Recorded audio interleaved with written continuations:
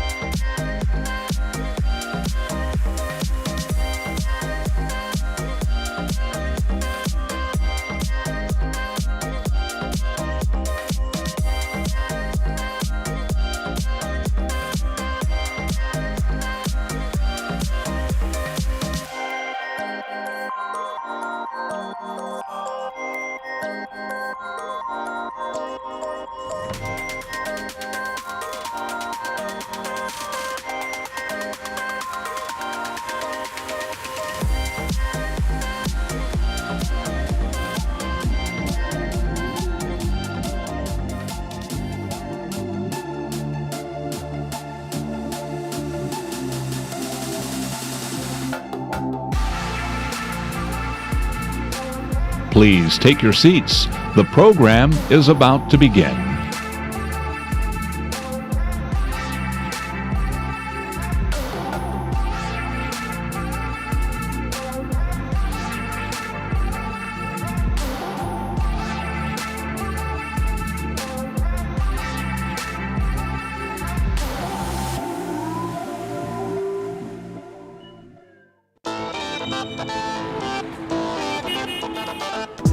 Over the past 2 years, the commute to work for many people went from this to this. No more early morning alarm. The office is only a few steps away from your bed. The world went through the largest work from home experiment. Now that employees have gotten a taste of flexibility, will they want to go back to the office? We need people back to work. While vaccination rates are improving, COVID keeps striking back. So is it safe to return to the office? Should vaccines be mandatory? How can CEOs attract and retain top talent amid the Great Resignation? Reconvene policymakers and business leaders to map out the future of work. This is the Work Shifting 2.0 Summit. Please welcome to the stage Trellix CEO Bryan Palma and Bloomberg's Nicole Bullock.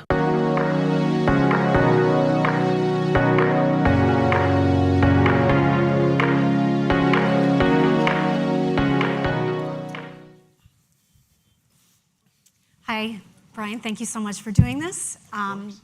So one of the biggest topics these days is the war on talent.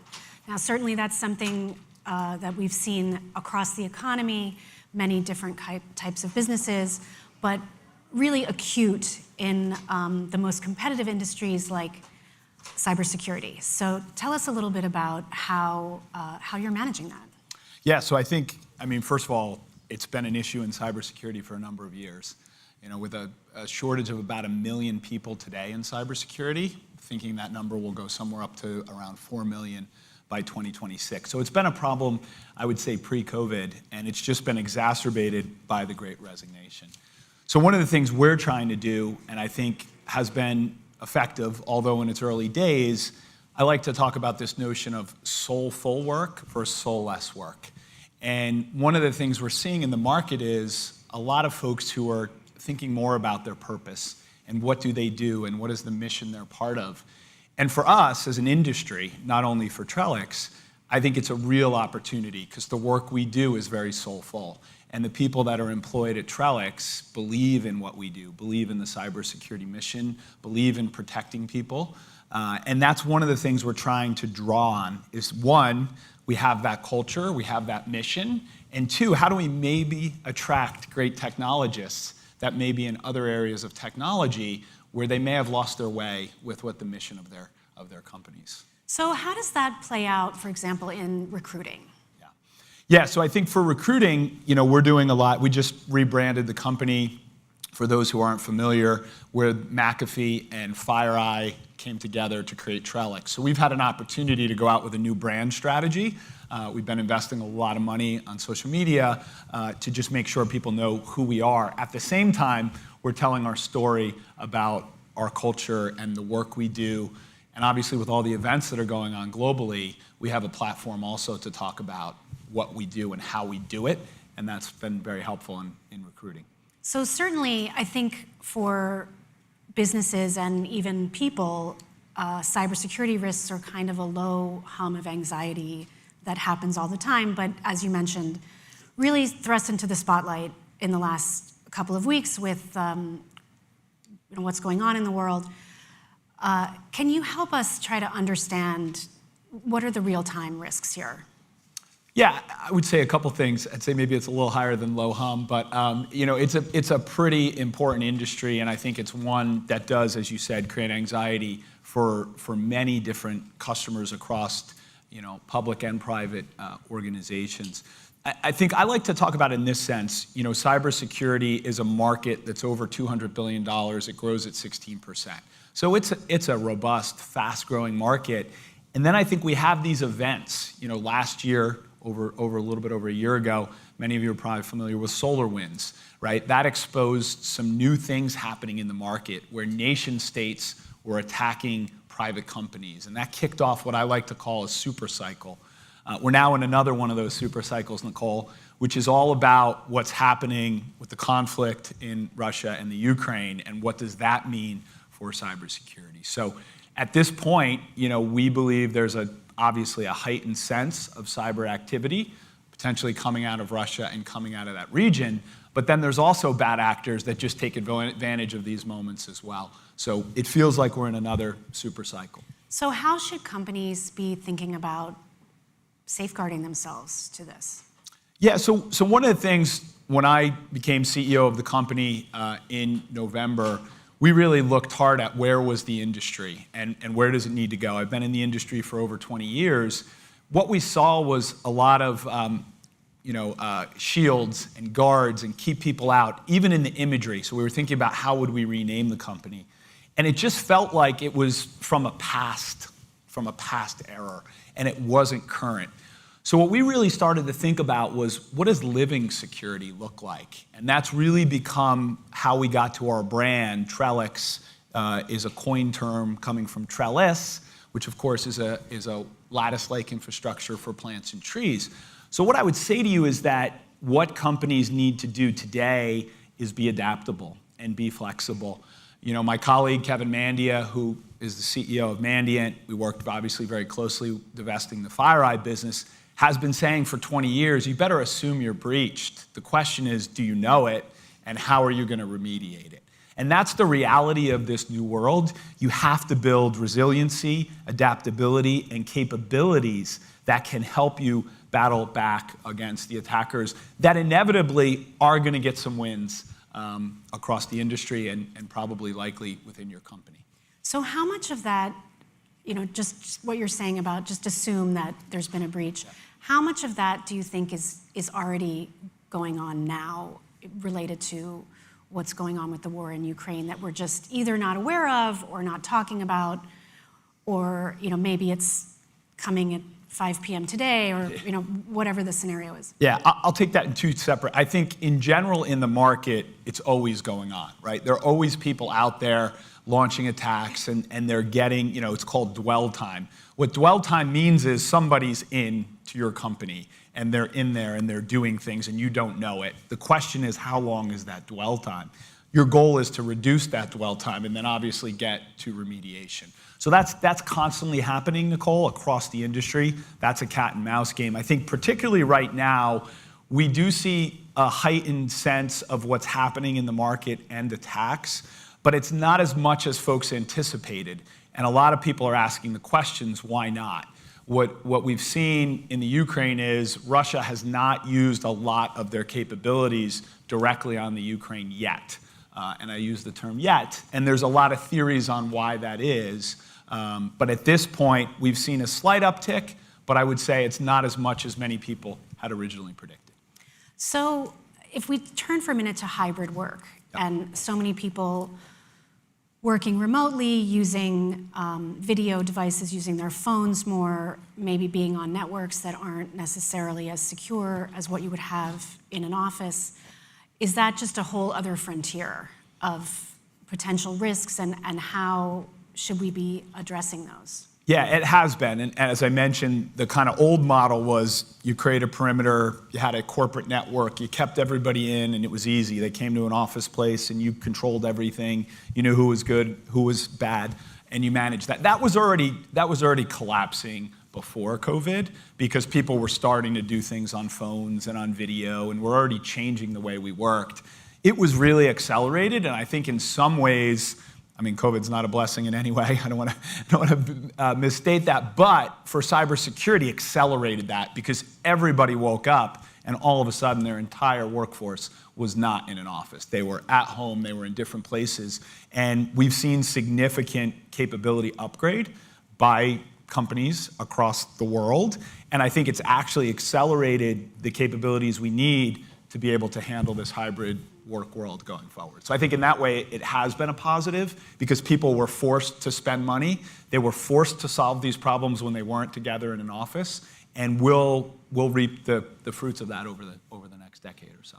So what are some of the most common things that people should look out for? Is it somebody's, watching the video conference call and you don't know it? Is it through these email?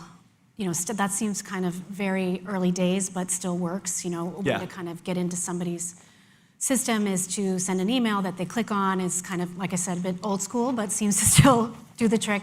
So, what should we, as employees, as a company leadership, what should we be looking out for? Yeah, I mean, always first line of defense is an educated employee population around these issues, because users do have control and users do have access, and they can oftentimes create the vulnerabilities. So if they can have less vulnerabilities, that obviously helps. You mentioned email. It's still one of the most important threat vectors. I mean, some 90% plus comes through email. Somebody sends you an email and tries to get you to click on it. And I've been getting a lot of them most recently with people saying, we're from Ukraine, we need help, blah, blah, blah. Can you donate technology? And so they're always very timely. Mm-hmm. There's this notion of business compromise email where, Nicole, they would get to know exactly who you are. And it's not like some random email. It feels and looks like maybe even someone you know. So that's always an area to start with. I think the type of networks that you go on as you're traveling around, the level of security that those networks have, whether you're in hotels or different retail establishments, is another way to think about it. And then more and more on your mobile devices with applications. I'm sure if we pulled up everybody's mobile device here, there'd be a lot of applications. And many of those applications, you have no idea who wrote them or what level of security they have. So those are just some things at the top level. And just looking to the future, while this hasn't rolled out, in a practical sense, in any meaningful way, there's so much talk about the metaverse. From that standpoint, have you begun to think about how to keep that future world secure, and what's kind of the early days on that? Yeah, we definitely have some small teams. It's one of the things that I've been working on, thinking about crypto and thinking about the metaverse and what does that look like. It is early days. It's incredibly complicated. I think one of the key pieces of that will be the world of crypto. And I do think it's something that we'll continue to research and work on, and that will become a reality.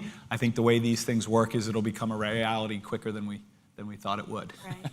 So when you say the world of crypto, you mean people being able to get into other people's... Yeah, and when you think even of both cryptocurrency and then obviously encryption, there's two pieces of the crypto puzzle. But cryptocurrency is really taking off and having a big impact, and more companies are starting to accept it. And as it gets more and more mainstream, becomes an issue too in the conflict we're seeing. Right, as these sanctions go in place, how are they potentially evaded by cryptocurrency as well? Okay, we have a little bit more time left if anybody has any questions. Sure, I'd love to take it.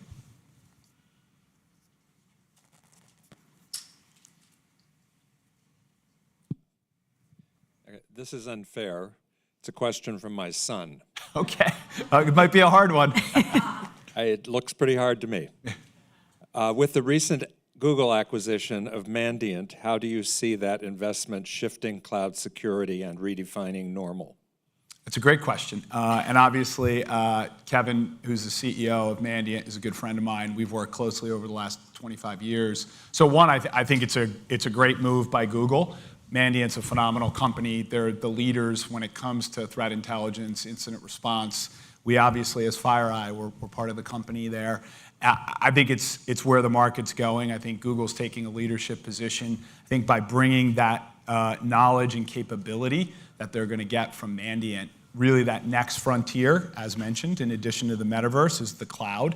And the Mandiant team will be able to help Google with their cloud platform and making sure it's secure. So I thought it was a smart move by Google, and I'm excited for Kevin and the team at Mandiant because it gives them a great platform to even have more of an impact on the cybersecurity industry. Thank you. Any other questions? So just based on that, where do you see Trellix in within the cybersecurity market? Yeah, I think there's three areas that are really, really important. One, I think, is a little bit about what we're talking about here, right? Work shifting, hybrid work, human capital. That never goes away. I think you hear a lot of talk about the metaverse and artificial intelligence and having people that have expertise in this incredible area. There are always bad people on the other side of the keyboard, and we need good people who are smart and who have experience. And so this industry relies on great talent. I think that's number one that we're focused on. But number two is then coupling that up with artificial intelligence and machine learning. That's really where our focus is, to make sure we're automating the ability. I talked about being able to identify those attacks and then remediate. The reality is you want to do that in an automated fashion. And there's a lot of ways that machines and artificial intelligence can help you. So that's a big area of focus for us. And then we're looking at building a platform. We play in the extended detection and response business. We're looking to build that into a platform that our customers can use as living security to help them build the capabilities they need to combat hackers. So that's really how we think about what we do at Trellix. What about if we just look at some of the biggest outstanding problems that security vendors still need to solve? So, I mean, look, when you think about the direct problems, one of the biggest problems is still ransomware. Ransomware is very real, and most recently it's hitting mid and small businesses in a very impactful way. So whether those are county governments or school systems, whether those are law firms or construction companies. Many of these firms don't think of themselves as technology firms, but they're being targeted and they're losing their assets, whether it's customers, whether it's the ability to run systems. So I think that continues to be squarely one of our biggest problems. I think if you go then to the top of the market, it's really about what we're calling supply chain risk. So what we saw in SolarWinds was nation states embedding into a software package and having broad access to then go after a large variety of companies. So this notion of getting embedded into the software supply chain and taking advantage of that is probably a secondary one that I would think about as well. All right, just going back to the general topic of the future of work.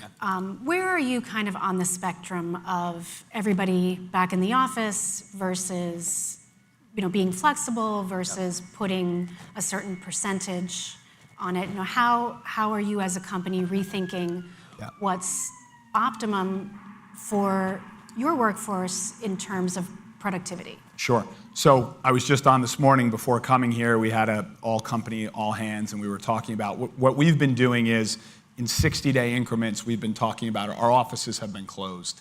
And I had told the team on February 28th, we would make our next pronouncement about what we're doing.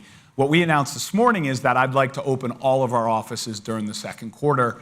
obviously making sure we're in alignment with regulations and local laws and everything. But we'd like to get all of our offices open before the end of second quarter. I think, Nicole, at that point, we're going to have a hybrid environment, and depending, we have many different teams. We have customer support teams and sales teams. The nature of their work's very different. But I think in general, and I was pre-COVID, I spent a lot of time at Cisco where we used the technology, video technology. I'm a very big supporter of hybrid work, and I think we've shown people that we can be effective, and they've shown us that they can be effective. So we'll go back to a hybrid. We had the nice advantage of, because we were divesting out of 2 companies, we took almost no real estate footprint. So we've got a really reduced real estate footprint that we're now being very strategic about, opening an office in San Jose where we can host customers, where we have a center of employees, an office down in Plano, Texas, similar. So we're going to have hubs where people can come, but we're going to stay in that hybrid environment and let people work where they can be most effective and give them that flexibility. Do you think we're ever going back to a kind of 100% in office? Or is this really a permanent change in the way that people work? I don't, for the business that I'm in, and because of the demands of a 1 million person shortage, if you want talent, you've got to be flexible. I think as you think about, you can't say by industry. Obviously, if you're in investment banking or industries that are very much about mentorship and having people together, you're going to have to make different decisions. For us in cybersecurity, I don't think we're ever going back to where we were before. It'll be some hybrid version of a combination of in the office and then remote, depending on the type of work you do and where you're located. So one of the challenges that has come up a lot with this hybrid workforce that we've been living in for the past couple of years, and as you point out, maybe permanent in some areas, is the idea about building loyalty to the company, a team spirit among the employees. How do you go about creating that when people are not together, shoulder to shoulder, day in, day out, solving problems, having successes? It's really hard. I think it's one of the hardest things for businesses today is how do you create those relationships? Because you just can't do them over video. You can't have that same hallway conversation or just the impromptu things that, you're showing up for a meeting, you're getting off. We've tried the, virtual happy hours and all that. It's difficult. I think that's why getting back to some level of a hybrid model will be important, bringing people together. For us, we're just going to have a much less permanent facilities footprint, but we're going to spend more money to bring people together regularly. One of the things I was looking at today is just the travel budget for 2022. Everybody's gotten pretty used to having that number be really small.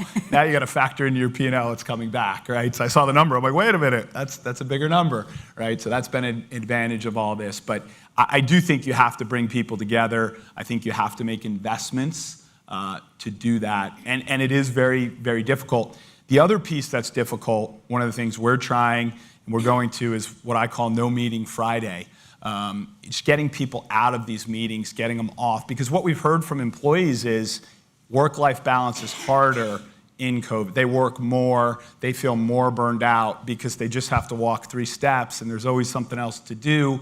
I know I do it too. Before I go to bed, I kind of run in and check the laptop and see, what emails came in between 10 and 12, right? And then I get into something. So we got to help folks get some space from it.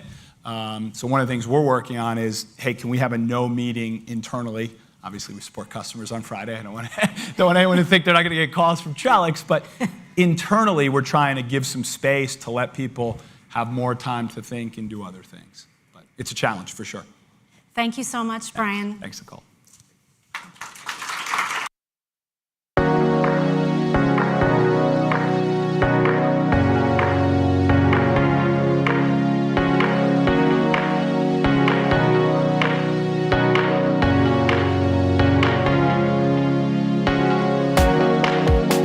Please welcome Cheryl Folks, Senior Vice President of Team Member Experience and IT Strategy, Dell Technologies, and Bloomberg's Matthew Boyle.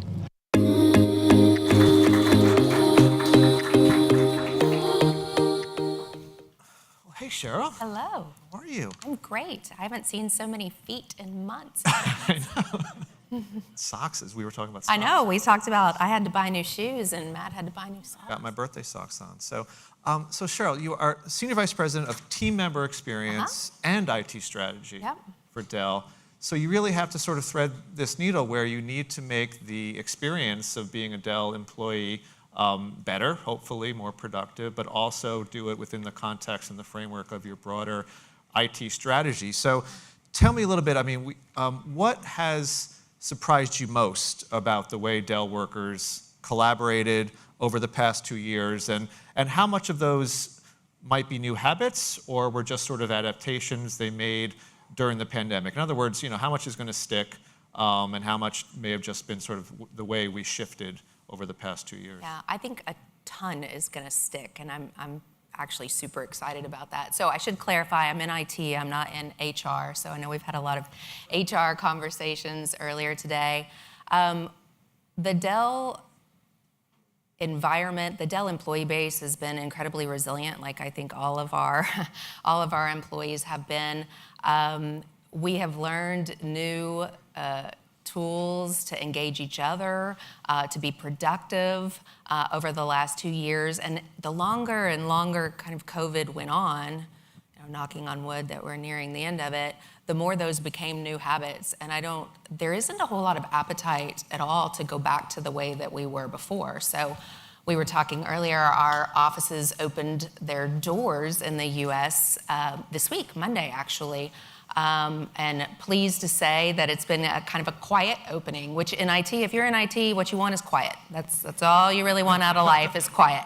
So, people are welcome to come into the office. They're also, welcome to continue working the way that they have been for the last couple of years. And we support that from the top down, which I think is incredibly important because the fear of missing out is real. And so if CEOs and C-suite and senior vice presidents and vice presidents all start coming back into the office more rather than less, you'll see that trickle down throughout the culture of the company. And we've made commitments to ourselves, my team, my own team, and my manager's team, our CDO. We've made commitments that said, hey, if we can't have everybody in the office, then we're gonna do a video conference because it's the most equitable way we can talk with each other. Everybody has the same face on a video conference, and you're not missing body contact, body language, which is so important when you're presenting and you're like, stop, right? You can't tell that when you're remote and someone else is in the room. And we love that we can chat during the meetings, and you can quietly, send a message to one of your peers and have them clarify something that you might not be willing to do out loud, right? You don't want to call yourself out, but you can have that dialogue. You can make jokes, you can bond, you can do all those things over our collaboration tools that have just taken off throughout the pandemic. Yeah, and I think you said you use Zoom for calls. We believe in choice. So yeah. we do use Zoom for conferencing. We use Teams pervasively. You can video call through Teams as well. We use Slack for our developer community who really believe that's the best tool fit for purpose for them. So we do have a lot of choice in our collaboration tools, and we use them all to their best of their capabilities. And I think it's fundamentally changed everything. We had the foundation laid for really Teams especially, and coming into COVID, and the adoption just took off. So like a lot of things. Yeah, like a catalyst. Yeah, absolutely. But there are some things you're holding off on. We talked a little bit about how, for example, looking at your conference rooms, you're not really going to do any big refits until the second half of this year, correct? Because you want to see how people interact with that. Yeah, so tell us about that. Yeah, I think it's super important. We don't really know what's going to happen over the next few months. Again, we've opened our doors. We've welcomed people back. I think different parts of the world are going to have different experiences as well. So we're kind of holding off and waiting and see. We did do, I will tell you, if you have a friend in HR, facilities, or IT, you ought to give them a virtual hug or high five, because those teams have been working really, really hard throughout the pandemic to make sure people are prepared to be productive, whether it's in the office or not. You know, we did work with facilities and HR around tools like a reservation system for desks, and we created neighborhoods where people could come in and actually find each other, right? Because we thought that was really important. I've heard that's very popular. But our conference rooms, what we said is, hey, open your fabulous PC that we happen to make, and get on with us on video, and then it doesn't matter where you are. So that's what we're encouraging the teams to do. We will take a look and see how the facilities are being used over the next few months and make some investments where it's appropriate for things like multi-camera technology, so that, again, we can have parity of experience, which I think is so important.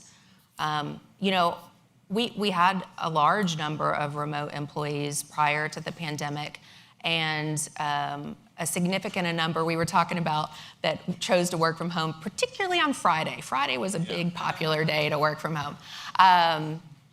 But our behavior was different. So even though we had a large remote workforce and we had flexible work hours, video wasn't used as pervasively as it is today. I don't think we were as inclusive about getting everybody's feedback and comments. Again, we weren't using the chat functionality in the meetings. And so I don't think our team members are gonna have any tolerance for going back to the way it was before. Everybody has a voice. Everybody loves having a voice. Yeah. And that's what we've been experiencing. And that voice is so interesting.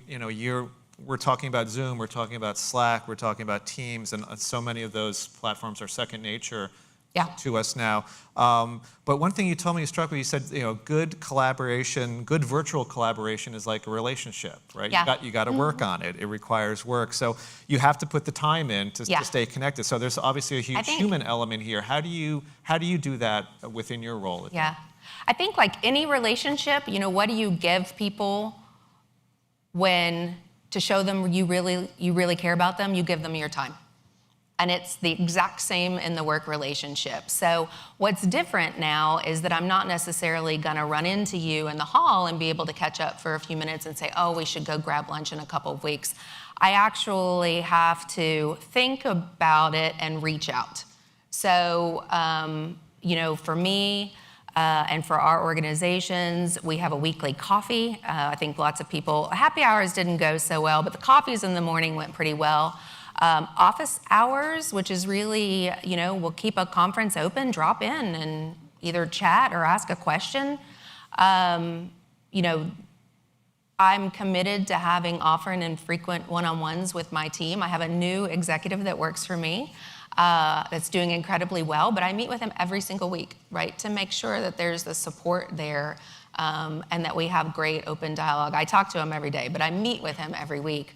And so I think you have to put forth the effort like any great relationship and nurture it. And that is a bit different in this world versus the more casual world of seeing everybody in the office. And then how do you manage your global workforce? You have a lot of your staff IT in Malaysia, India. We do. Talk to me Great about what works there in terms So again, this is one of the reasons why, in IT, we won't go back to the way we were before, where we had a population sitting in a conference room in Austin, maybe a population sitting in a conference room in Boston area, and then several people on the phone, because we weren't getting the type of interaction between the teams that we can get over a video conference. We try to be conscientious of our time zones. It's difficult, especially in Malaysia. There's a huge difference there. But we have global hours that we try to maintain. So for example, 7 to 10 a.m. are kind of global hours where you can have global meetings, but we really don't want our team, on any meeting past 10 a.m. Central Time if we can help it.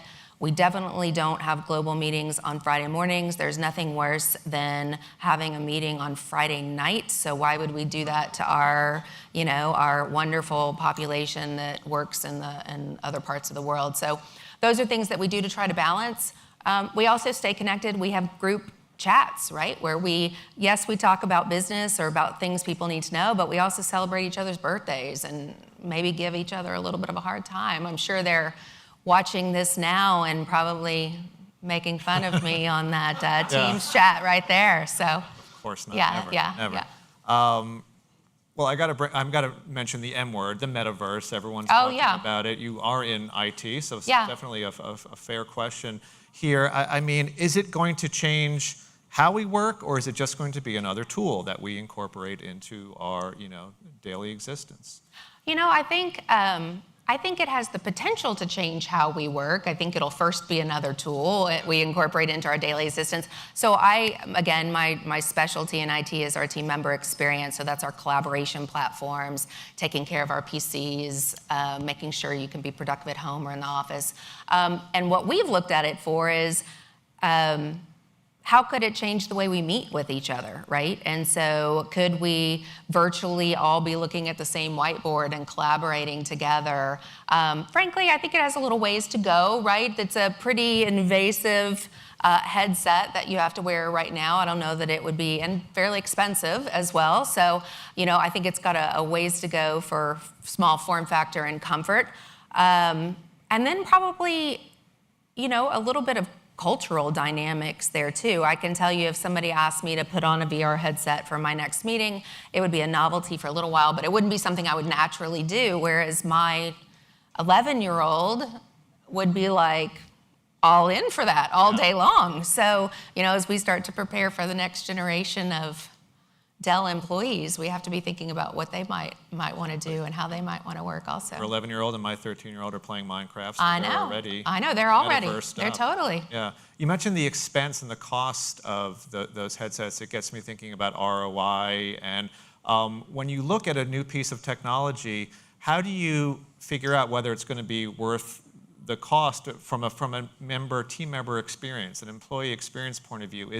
Are you going to base it on how much their productivity improves or their employee engagement improves? They're just sort of happier at work. And how do you figure out, how much of that was due to this new Slack channel and how much of it is due to their boss just maybe being nicer to them or something like that? So how do you gauge that ROI? We certainly, look at all the same trends that HR looks at relative to retention. We have an internal survey that talks about tools and processes.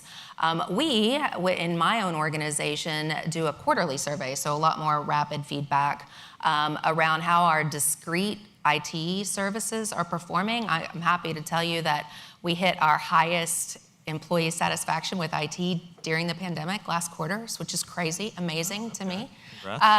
And so, we take a lot of feedback. We have more channels, Teams channels, Slack channels that we open up to employees to hear what they might be needing. It's like any investment. You're right, you're not necessarily going to be able to track it down to dollars and cents, but I believe, and one of the reasons why I love this job so much, is that the technology that we're able to provide, the experience that our employees have with not only the tool sets, but also our, fabulous technology that we sell to customers, is a retention tool for us. So when we provide a great experience for the employees, and you couple that with a fantastic policies from HR and culture that the leadership has created, that's really powerful and attracting and retaining the right people. So I one without the other doesn't work. If you have the right policies but not the culture or the technology, it doesn't matter, right? And vice versa. So, my piece of now I'm biased, right? I do this for a living and I love what I do, but I think bringing the right technology to the teams is hugely important in how we let them live their lives, right? I love the transition that we're seeing to focusing on the whole person. So for me, I'm a mom. I have an 11-year-old and a 13-year-old, and I'm a wife, and I'm a daughter. And we talk about work-life balance, but to me that implies there are these pieces you're all trying to keep in the air. And I'll tell you, all those pieces come together, and I bring them all to work every day. Sometimes it's a hot mess. Not gonna lie, right? But it's my whole self. And so, unlocking the power through the policies, the culture, and the technology to allow me to be my whole self every day is, I think, what's so great. When you talk about the stuff that you're selling, the products, of course, Yeah. at the end of the day, that's what Dell is doing. Has the experience of Dell's own employees perhaps in any way shaped or influenced what it's actually selling? Absolutely. To We the have end, a great, to me as a customer Yeah, buying a absolutely. laptop? We have a great relationship with our product group. Basically, if you can work at our enterprise, you can work anywhere in the world. I have 150,000 employees that we're managing, a fleet of over 150,000 PCs. We use our own technology in our own data centers. We use our own private cloud. All of that comes through our Dell Digital, which is our IT organization. And we have a great feedback loop to our product groups who really value our feedback. And in fact, in the partners that I have with PG, they'll stop a launch if we get feedback, if we give them feedback that there's a problem, because they know if we're going to see that problem, other people are going to see it. So it's a great relationship. I think it's a great advantage for us to be able to use and provide feedback on the things that we're going to sell to customers. We have a little program we call Dell Digital Proven, which is led out of my organization, which is really where we talk IT practitioner to IT practitioner. Sorry for that. You can tell I'm not an expert. It's all right. About IT and the challenges and the products. And this is a little plug for hybrid or virtual, but before we used to engage about 2,000 customers through this IT Proven program a year. Last year it was 10,500, right? So just the breadth of the amount of conversations you're able to have, I think is, Well, let's make room for more conversations. Thanks so much Thank for you your so time, much. Cheryl. Appreciate it. Thank you, everyone.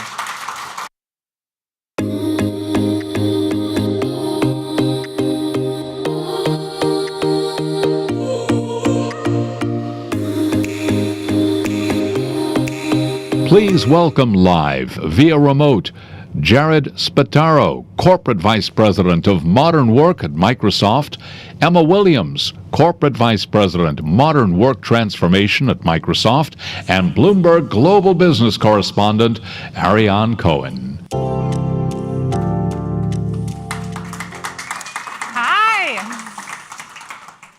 It is wonderful to see you.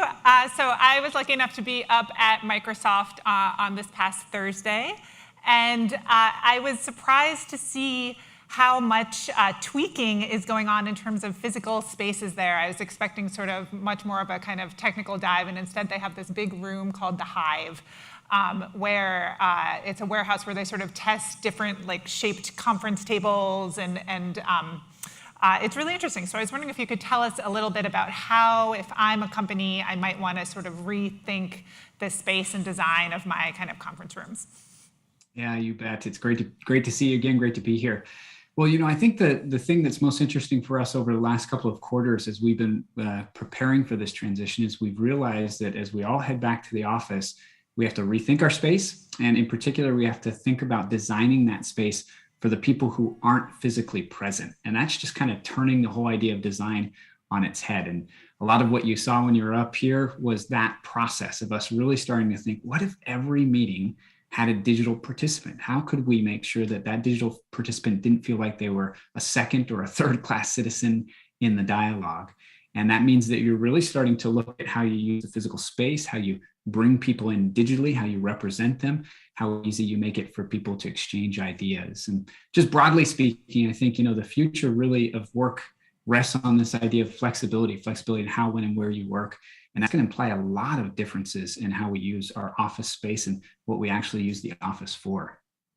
So if I have, say, a standard conference room, rectangular table, maybe I have or don't have a camera in there, what should I be thinking about in terms of making it more hybrid friendly? Well, we're right now working on plans that would allow us to have a good, better, best approach to that. Good would be just doing a little bit with software and hardware. So the example would be, hey, you need to make sure you have a big enough monitor people can see.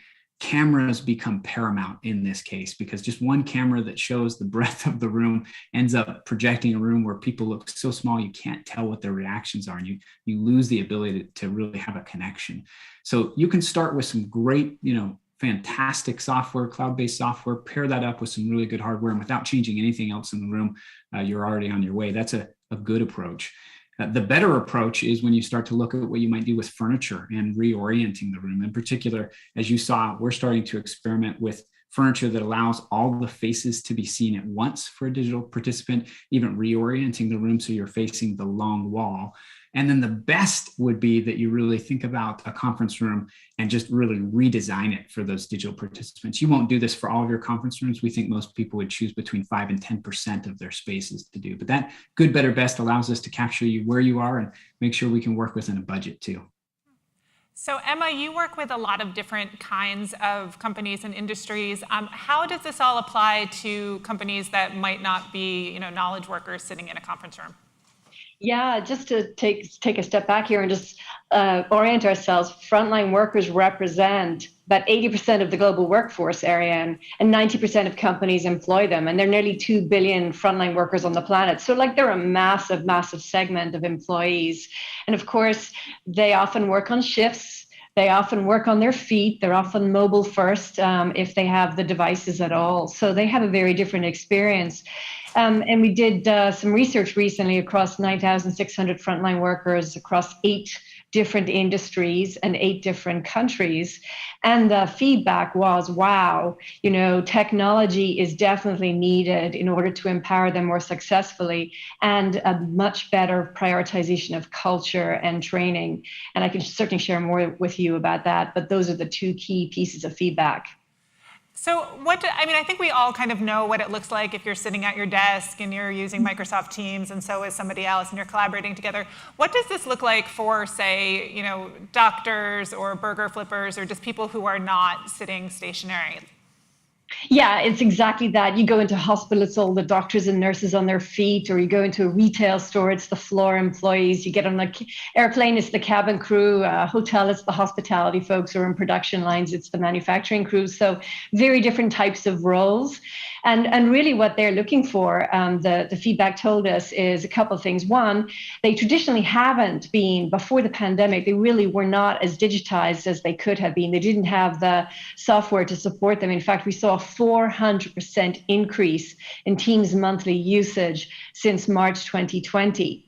But a third of the frontline workers we surveyed said they still don't have the tech to do their jobs, to get their jobs done. So, and then they're also telling us that of the ones who did, 55% of them are saying, I got tech, but I had to learn it on the fly with no formal training, and I'm kind of nervous I might lose my job if I don't adapt to the tech properly. So think about things that they might need. They might need things like shift scheduling, a digital form of that, so they don't get their shifts on paper anymore. Or they might need to know what tasks they have to achieve in that shift. Or they might need to be able to do approvals with their supervisor to say that they designed the aisle correctly for Black Friday, or they gave this medication to a patient. So a lot of these new features we're building in Microsoft Teams are focused on frontline workers and the types of jobs they need with the types of devices that they often use on the go in their shift. Jared, you like to talk a lot about digital fabric. So can you tell me what this is? Can I buy it at the garment district? Why do I need this?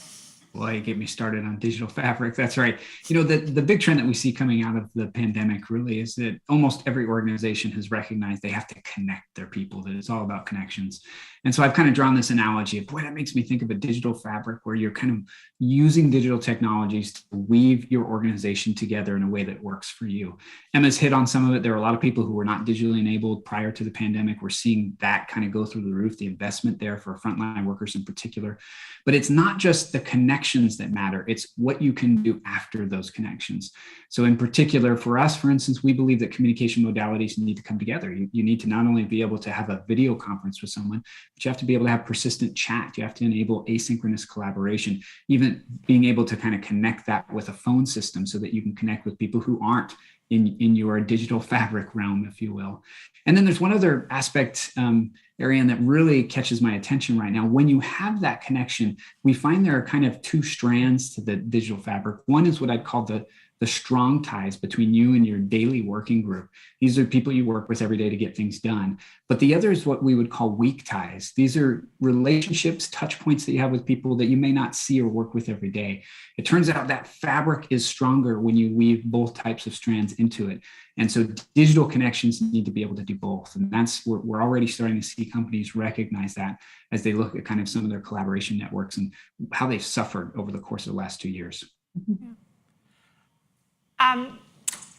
Microsoft is interesting in that, the company is all in on their hybrid policy, if you want to talk a little bit about that. But I think a lot of people here can probably relate to sort of this sense of being kind of remote buddies with the people that they work with. Like you see each other on a video conference once or twice a day, and you kind of text or message back and forth. But the sense at Microsoft, when I was there, was much more evolved than that. There's really sort of a kind of interwoven sense, whether people are in the office or not. And I was wondering how people can kind of get from the remote buddies stage to a more sort of integrated, woven stage, no matter where people are. Emily, you want to take that, or?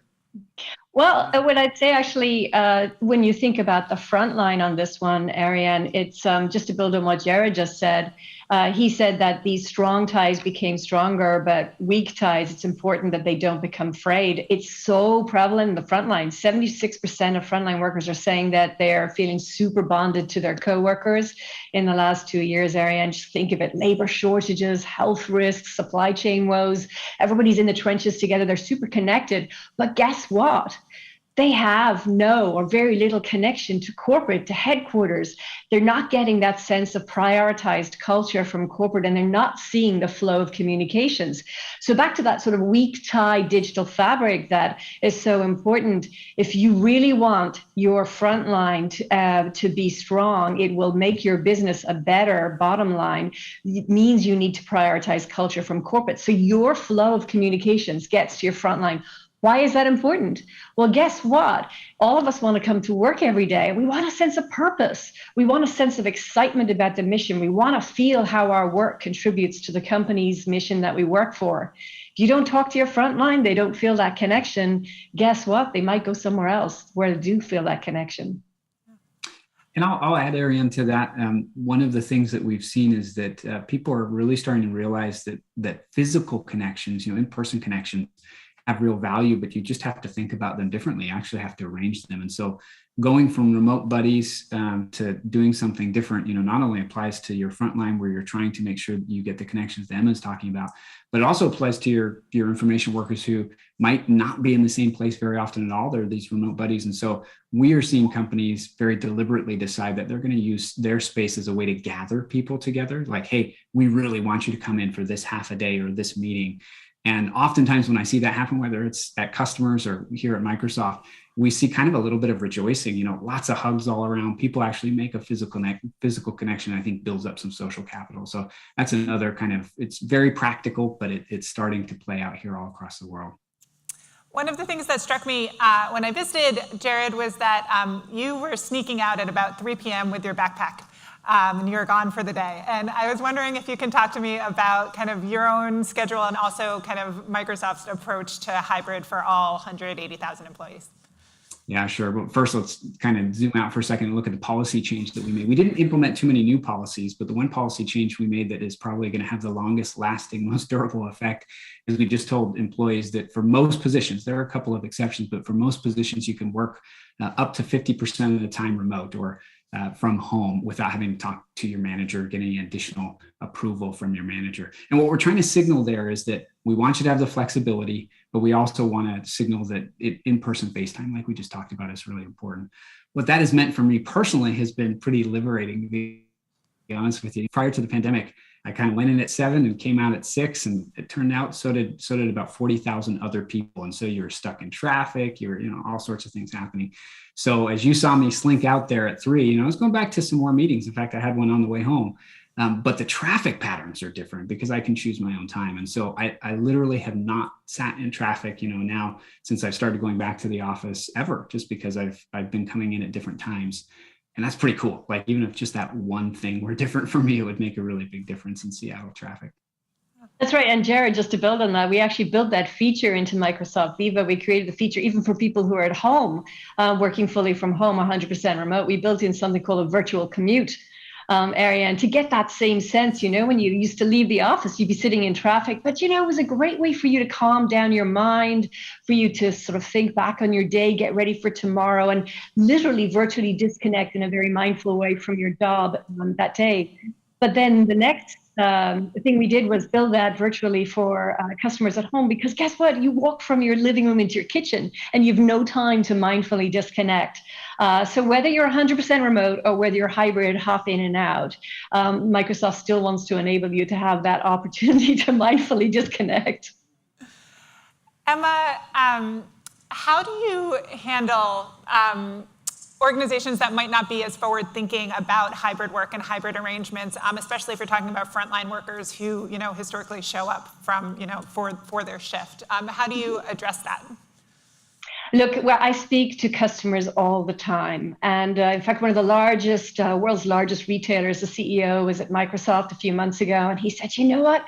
I don't worry about my supply chain and my logistics. What I'm really worried about is the health and well-being of my frontline, because I realize without my ability to be there in person and sort of touch them and feel what's going on the floors of my retail store, I just don't know what's going on to the same degree. So I say to every single one of them, you need to do 2 things. You have got to empower your frontline with the right digital tools to make them feel empowered and happy. You got to connect them to your company mission through corporate communications, and you've got to take care of them with the right culture.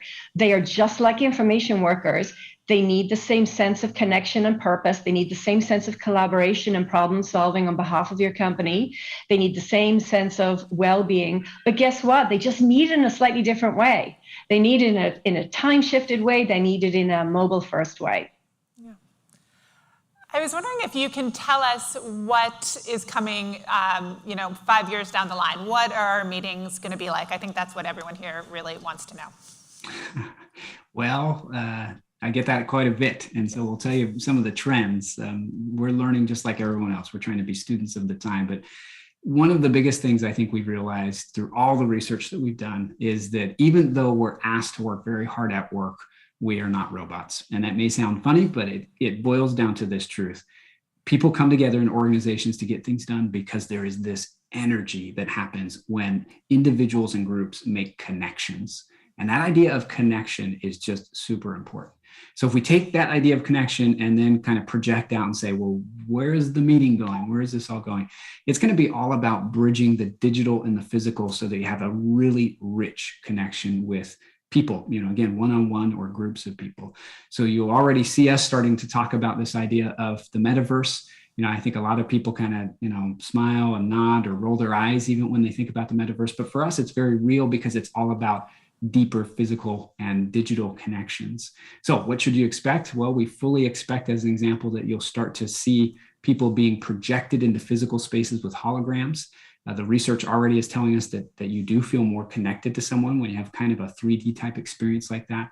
We think that 3D immersive digital spaces will become more and more prevalent. Again, just focused on the connections that people can make and how they can work together. And it will take a little bit of time, but we think we'll go from the basic conference room, good, better, best that we talked about at the beginning to that type of setup, mostly based on how does the technology allow us to feel like we're together. That will be the focus of everything we do. Yeah. Emma? I was just going to say, and even in the front lines today, we're doing some fun things like that. We've brought walkie-talkie digital version of it to Zebra devices that tens of millions of frontline workers use, so you can get that instant connection. Or we've integrated into headsets with audio video, so hands-free in production environment, safe way with a construction helmet. You can call Ariane back at her home office in Idaho and get her to help you fix the machine problem in the production line. Do you see in the next 5 years a sort of more immersive kind of meeting environment for the typical customer, or do you see more sort of a lower tech but no barriers, very kind of clear meeting setup coming to most users? I think in reality, so again, working with a bunch of customers right now, I think that about 10% of space, it's my rough estimation, is going to be kitted out like nobody's business. It's going to have incredible technology that really makes you feel like, wow, that person in Germany is right here in Seattle. That technology is being offered on the market today. It's going to take some time for build out and for broad adoption, but I think you'll see that. But probably the bigger, kind of more impactful thing will be what we carry with us, what allows us to actually, wherever we are, have those same types of connections. So you'll see differences in cameras. You'll actually see the ability, for instance, as we look at some of the technology associated with HoloLens and holograms, become smaller and more portable. Those things, I think, over time, because they'll be more personal and more with us, actually will make the bigger impact. But I think you'll see both. Both things will be available. Great. Thank you both for joining us. It's wonderful to talk to people who know our futures before we do, so thank you. Our pleasure. Thank you.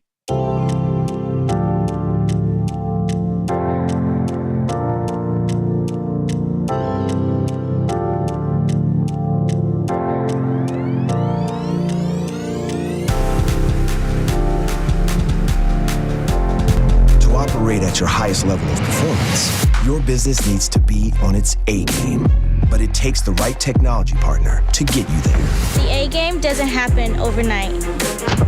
Master the basics. Focus on where you want to go. When there's synergies between people and technology, your business can function at the next level. This is the A game. And this is what it takes to become an autonomous digital enterprise with BMC. Please welcome Scott Crowder, Senior Vice President and Chief Information Officer at BMC Software, and Bloomberg Media Chief Technology Officer, Pooja Malpani.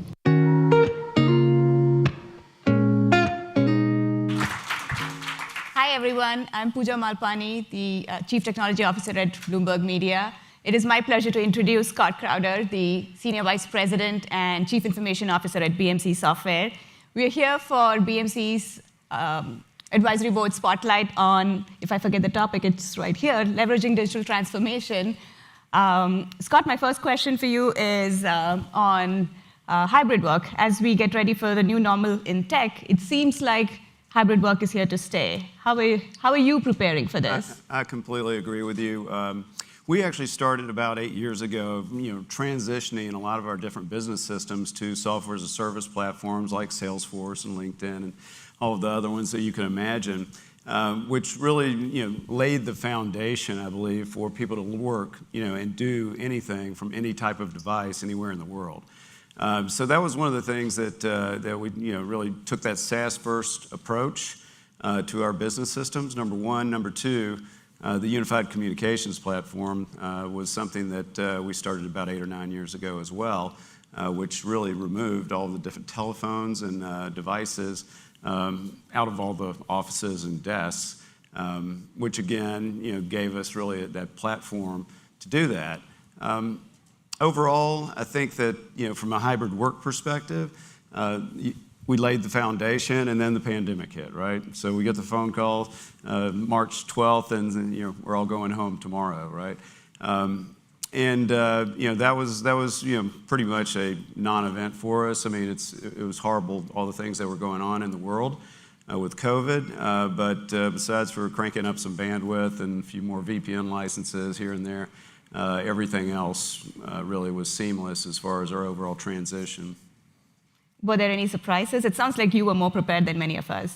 Well, I would say that the surprises came in the areas of automation. So we had automated a lot of things, but laptop provisioning, for example, where people can just log in with their credentials when they get a new device and it just provisions itself, was something we didn't have, but something that we created, really using some of the automation capabilities that we had at BMC. Yeah. Now, from a CIO or a CTO point of view, what is our biggest opportunity as we embrace and redefine normal? Well, I think that if you look at it from a human aspect, we're now working at home, we have the opportunity to really hire people anywhere in the world now to fill these various positions. And the office is not the limiting factor. The geo is not the limiting factor anymore. So I believe that we can pick up talent wherever we want with this hybrid work environment that we're in. To tell you the truth, I mean, BMC was already 45% work from home when we started for various job functions and things like that, as you can imagine, sales or service or support, those types of areas. But with the pandemic and with all the things that we learned along the way, having that flexibility on our hiring plans and also being flexible as far as the return to office is, I believe, going to help us in the talent war. And the talent war is real. I mean, it's the Great Resignation. Trust me, we saw it, and it's settled down now a bit. But that was one of the things that it gives us the flexibility to really work with our employee base and try to accommodate however we can. Yeah. What do you think should be on the top of CEO's priority list when it comes to planning for tech? Well, I think that if you're not really taking this public cloud software as a service mantra or SaaS first mantra, I would certainly say that that's something that I would highly recommend. Again, these SaaS companies are connected to the internet. You're not going through VPNs or firewalls and all of that, so it just enables the technology to be easily consumed as an end user, number one. Number two, I think that cybersecurity. Bryan was just talking about it with Trellix. And this is one of the things that keeps me up at night. I think it keeps a lot of CEOs up at night with the events in the Ukraine and Russia. I think that we're all more vulnerable now to nation-state actors that can try to penetrate our overall infrastructure and software. Very similar to some of the other examples that were given. And again, I think lastly, non-technology, having that flexible workforce and really being able to accommodate those types of work environments is something that's very important as well. This brings me to my last question, and then we'll take questions from the audience. Any words of advice for our fellow tech members? I heard the word empathy a lot today. And I think that, again, coming back to the human factor, this is something that we have to stay plugged in with our employee base, right? We have to make sure that we understand, people that are struggling and people that are not struggling, and be aware of, what's going on with your employee base. For example, we did a Glint survey recently, and this is one of the first all-company Glint surveys that we did, probably about 3 months ago. And what it showed us is that work-life balance is something that's a real problem. And if you think about it, when you used to commute to work, you would have 45 minutes of downtime in your car each way. You'd go out to lunch maybe with one of your coworkers, and that's gone now. So you wake up, you work, you eat lunch while you're in a meeting. And you've got all this extra time, which is actually proving to be more productivity to the overall corporations.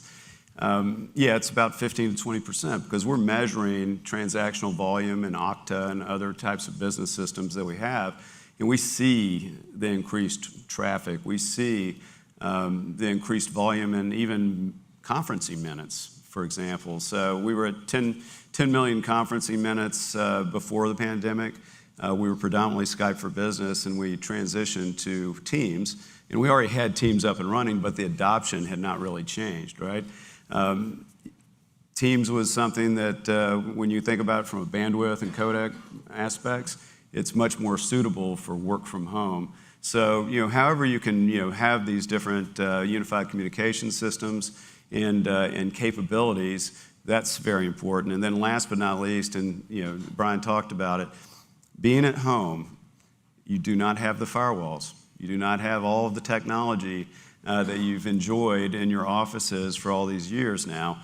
So having that endpoint security, having device trust capabilities, and having the ability to automate as many processes as you can is hugely important to BMC, but also to I'd say any large enterprise or mid-sized enterprise that is struggling to actually get talent.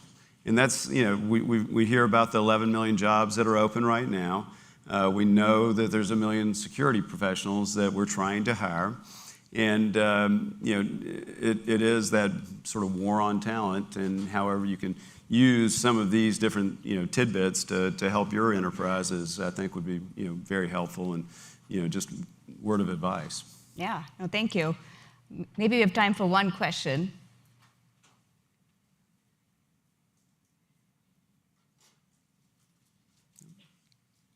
Well, we can wrap up. I want to thank you, Scott, for making the time and being with us here today. Also, thank you to BMC Software for the Advisory Board Spotlight. Thank you. Yep. Thank you.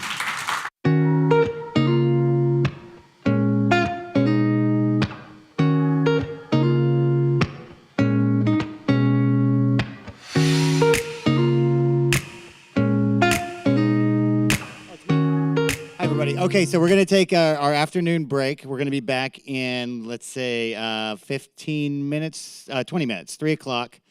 You want to stick around. We'll have a great conversation coming up with Peter from JLL and Jennifer from Pop House Design about the physical office and what the work they're doing is to create the office of the future. And also, we have an exclusive interview with David Weston and United States Secretary of Labor Martin Walsh that you will not want to miss. So 20 minutes, we'll meet you guys back here at 3 o'clock. Thanks.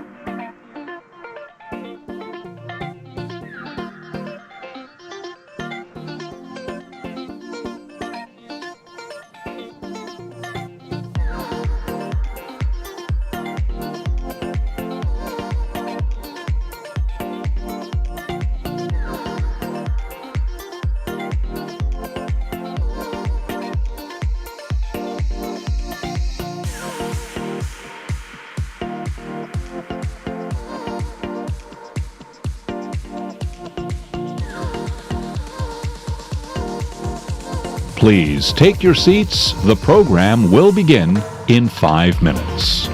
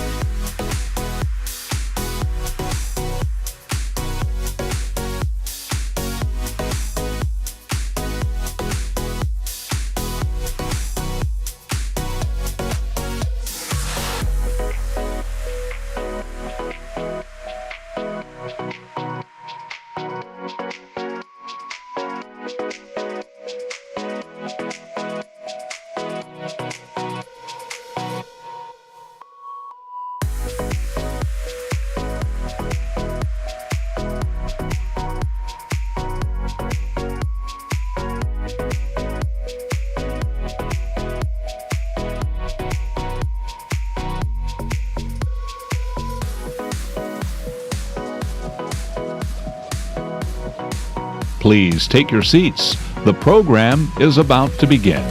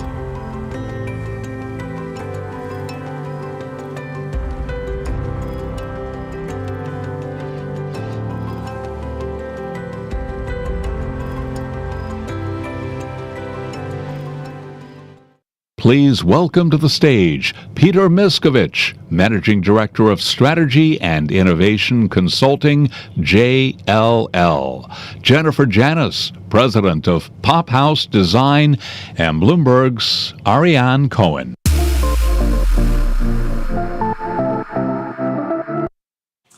Hi, everybody. So today we have the people who can actually tell us what to do with our offices based on everything that we have heard today.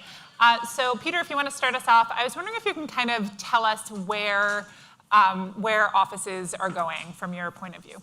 Great question. And you know, the topics today have been such a great setup, I think, for our session. So from our work with IDC research, 70% of all companies will be hybrid by 2025. In addition, 90% of all companies will invest in the smart workplace, and 70% of all companies will have a work from anywhere strategy. So per IDC and Gartner, we're moving from a world where work was designed around the office and around location to where work is being designed around the individual. So individual flexibility, individual choice, intentional digital workplace experience, health, wellness, and well-being as a result of the pandemic, and the opportunity to look at the workplace as sort of regenerative as a peak experience. And if I'm only at the workplace 2 or 3 days a week, how do I ensure that I'm giving that peak experience to my employees for all the great conversation that we had this morning so they find a sense of purpose and they feel committed to the organization? So the hybrid world is very real, and it's expanding, and it's a time of experimentation, and we'll talk a little bit about that today during our dialogue. I have to say, when I hear peak experience, I do not think of my workplace. I've heard you talk about the workplace as an employee benefit. What do you mean by that? Yeah, great question. I'll use a little bit of a historical reference. So post the 2008 Great Recession, companies looked at people, workplaces, even infrastructure, all in the terms of cost and cost management and cost optimization. Around 2012, 2015, the tech companies started to look at the workplace as an investment. And so today, in the post-pandemic realm, companies are really looking at their workplace as an investment and a value proposal for their employees and for their workforce. And I'll use Accenture as an example, an organization we do a great deal of work with. You know, the Accenture peak experience for their employees is as valuable as the compensation, as valuable as the technology, that ability to provide flexibility, to provide services, amenities, connection, engagement as a value prop for the employees. And in the great resignation, 69 million Americans resigned their positions in 2021. And so the talent wars are with us. And as a result of the talent wars, the pandemic, the focus on health, wellness, well-being, purpose, compassion, empathy, employees are looking for a value proposal from their organizations. And those leading organizations that provide that value proposal are winning the war for talent. And glad to share more as we discuss today. Yeah, absolutely. Jennifer, you've said something interesting. You said that the office, people don't want the office to feel like an office. And I was wondering what you mean by that. Like, where are we going if our office doesn't feel like an office? That's right. Well, we know, and research has proven to us, that the space that you're in matters. It influences your energy level, how you feel, how productive you are, how creative you can be. And so if that environment isn't supportive of you feeling good, then you don't want to be there. And this is really topical in a lot of the conversation this morning was people don't want to return to the office because the impression of the office is open environment with seas of workstations, maybe private offices that are taking all of the natural daylight. And that's just not a place that fosters connectivity, creativity. So it's really taking that square footage of space and saying, if work can be done, heads down focus work can be done virtually and at home, then change the purpose of why you're going into the office and then design spaces to support that. So really making sure that there is a variety of different spaces that offer different ways to connect, whether it's larger meetings, creative brainstorming sessions, a lot of different things that you can't get at home. So it really has to be better than what you get at home to draw you out of your house. Yeah, can you show us what some of these peak experiences might look like? Absolutely. I think here we go. There we go. I'm actually going to go back. So this is an example here of an office that we recently completed. This is for a marketing team. And again, the Be Bold is one of their tenets of their team. So this is when I come to the office, I need to feel connected to the purpose and the mission of the work that's being done. But this is seamlessly integrated into the space. The other image here is actually a hidden room behind a bookcase. So it is meant to be this secret space that people want to have meetings in. This is not something I have in my house. So I want to come, I want to do this, I want to have meetings here. And it doesn't feel like your traditional office space where you're sitting around a cold table in an environment that is not warm and friendly. This is a kitchen that is, it's a full functioning kitchen for lunches, but it's also meant to really be that amenity space where people can sit down, they can do work, they can have collaborative sessions. They don't have to book a room to use this space. And so it really fosters that just relaxed environment that I want to be at. And then here again is another way to connect. So it's about that flexibility of space and really offering a lot of different amenities. The other image is a wellness room. So it's expanding things that people have grown comfortable doing at home, whether it's meditation, religious prayer, anything that could be used. These are rooms that can be booked and used in whatever capacity, where right now people can do that easily at home, and they may have some anxiety about returning to the office and not being able to do things that are really important to them. And then one more I'll go through. Again, nothing that I'm showing here is desks. It's not sitting down and doing the heads down work. This is a creative collaborative space where this team pins up ideas. The cork boards move and they stack on top of each other, so there's a lot of flexibility here. But this is coming together as a team so you can brainstorm and ideate, something that's incredibly difficult to do virtually. These are the in-person connections that matter. And here again, there's a curtain so that you can visually separate yourself from the rest of the work that's going on the floor plan.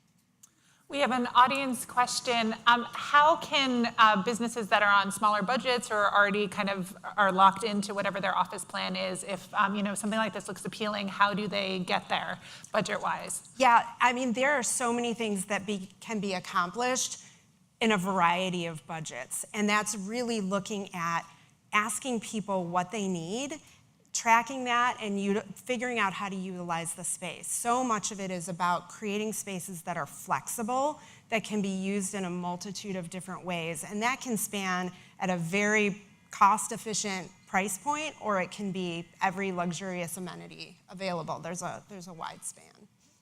Peter, you talk about non-territorial office space. Can you tell me what you mean by that? Absolutely. With our CEO of the Americas, our head of research, we published a book in the fall, The Workplace You Need Now. And in that book, we highlight the navigation to the hybrid non-territorial workplace. And again, just to share a bit of a history lesson, we've helped design over 50 corporate headquarters. And in the good old days, your corporate headquarters was like 90% offices and work settings, and they were all assigned, and they were territorial. Yeah. What we started seeing in the 2015, even through 2020 timeframe, more activity-based working and non-territorial, non-assigned settings. And then, Ariane, when the pandemic came about, and as we move into hybrid, if you're only coming in the office 2 or 3 days a week or 2 or 3 days a month, you're coming into the socialized spaces that Jennifer just shared that are much more activity-based and non-assigned and non-territorial. And again, these spaces are all technology activated, reserved via technology, and it allows for greater socialization, connectivity, and I'll just go back to the percentages for a second. We're now 80 to 90% activity-based, collaborative, almost residential. I call the office of 2023 the boutique hotel or clubhouse office. It will be much more engaging, much more collaborative, much more creative. Perhaps it will be optimized, it may be slightly smaller, but it will hopefully provide the peak experience that you so profoundly highlighted, that the people really want a peak experience coming to the office. They want to be engaged. They want to be, in some cases, entertained. And so how do we create that at a level where we can really see the value prop again for our people and for businesses and for talent, and achieve all those workforce and business goals that companies are so keen on achieving today? Jennifer, you had some examples of what that space might look like in the sense of making it multi-purpose, which I think is hard for those of us who aren't designers to kind of envision. So can you show us what this looks like? So one of the things that we did when we were planning space for this team, and this is a technology-based mortgage company, Rocket Mortgage, was we really looked at how do you create space that people can opt into how they want to work? So giving a sense of empowerment of I can go to the office and I can choose in the morning, I may need to sit down and focus at a table space, and in the afternoon, I need to meet with my team, and how can I do that throughout the day if there's only one type of work setting available to me at the office? So these images here show the built-out space in what we create, what we call neighborhoods for teams. So it is putting together a formula of different types of space that allow a team working in that space to opt in and change their space throughout the day. So things like one touch to open up a complete wall, so you can change a private space to a much larger space for a bigger team. Technology that has a seat at the table. So giving people who are virtual that inclusion that we never had before. When you were on a conference call, you couldn't see anyone and there was a large room full of people. This image here, the monitor is right up at the table. So that person or those individuals have a seat right in the middle of the meeting. And these are all flexible, so individuals can move things around and change their environment as necessary. Great. Are there any other images? There's one more. Okay. And then again, this is another example of that technology-enabled space, but it is to be really seamless, and that is one of the keys as well, is when we talk about technology, really for people, it's can I easily move between home and office without it being an annoying experience where I can't connect and I don't know how to change that. So how do we make it easy to pick up your laptop and move from your home to your office so that that doesn't take added time and frustration? And we all know that's the world that was more prevalent 2 years ago. Absolutely. So both of you are currently running pilots with clients. It turns out that you don't just redesign a space and leave. It's kind of an iterative process. Peter, you told me that you have a company that's currently running 15 pilots at once. Can you tell us a little bit about this, please? Absolutely. And actually, as JLO, we oversee 5 billion square feet of commercial real estate. And what's fascinating is our more progressive clients started piloting in mid-2020. And this one particular client, the CEO, CHRO, Chief Technology Officer, and the business unit leadership, 100,000 person organization, they said, we're going to pilot around the world in late 2020, 21, and 22.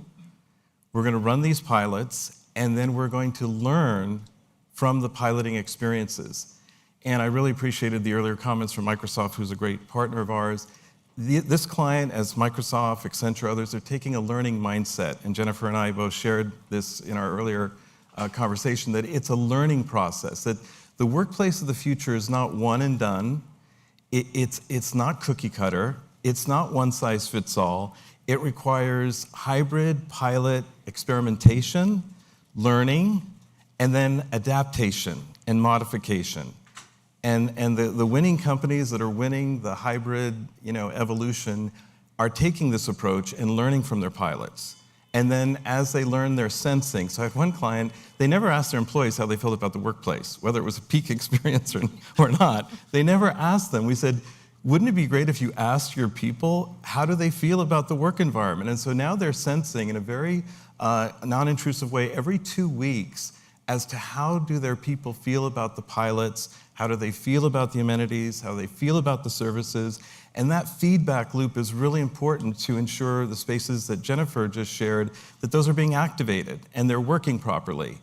And so this piloting journey, I will share this, some of our financial services clients, are not comfortable with failure. And sometimes pilots, have failure. But you've got to be able to take a bit of courage and risk to say, we're going to pilot something, we're going to test it, and then determine if it succeeds or fails. And I'll just add one final comment. We had a pilot in Asia Pac where the leadership there wanted everybody in the office 3.5 to 4 days a week as their pilot, 2,000 folks. Well, 6 weeks into the pilot, people were only showing up 1.5 days a week. And so this disconnect between what employees want and desire and what management wants and desire, we had to harmonize as a result of that pilot. And we settled on 2 days a week now as we're moving into the next phase of piloting. But it's an example of the learning, hybrid experimentation approach that's required in this new world of work. So the company that's doing the 15 pilots, is the data that's coming back from all those offices the same? No. and I will say, I've transformed 1.5 billion square feet. And in my earlier career, we would do everything the same. Yeah. Ariane. I mean, we would have, it was like the military. You got your computer, you got your desk, you got your chair. We're finding a lot more regional and localized diversity, both in terms of workplace design, workplace experience, workplace amenities. The technology platforms are starting to unify and evolve, but even at that, certain areas of the workplace will be more technology enabled. So a lot more diversity at a regional, localized level. And these pilots support diversity. And so people feel that they have a greater, if you will, purpose or engagement with their local office as a result of that piloting and experimentation and diversification. So Jennifer, you were telling me about a pilot with Rocket Mortgage that was 90 days, but you changed things every 30 days, which is sort of a new way of thinking about this. So why did you do that, and what is this kind of every 30-day process? Well, as Peter was talking about, this is really getting in the mindset of experimentation, and you don't know when you start what the end is going to be. So setting up a pilot and then starting to get survey input and censor the space and understand how people are using the space, you don't get it right from the outset. And so the pilot that we ran, every 30 days, we would change the space and make tweaks based on the data that we were getting back to further hone in and refine what that end result was going to be. And I think one of the keys to this as well is getting buy-in from the people that will be using the space. So having that voice to say, here's how I feel about it, this didn't work out for me, and then see that it is changed before that ultimate decision is made of the space, really feeling more of a sense of ownership to the final space, which is really key to getting people to want to come back in if they had a voice in the design of that space. And where in all this do smart workplaces come in? Like, how important is this actually? Jennifer, do you want to take it first?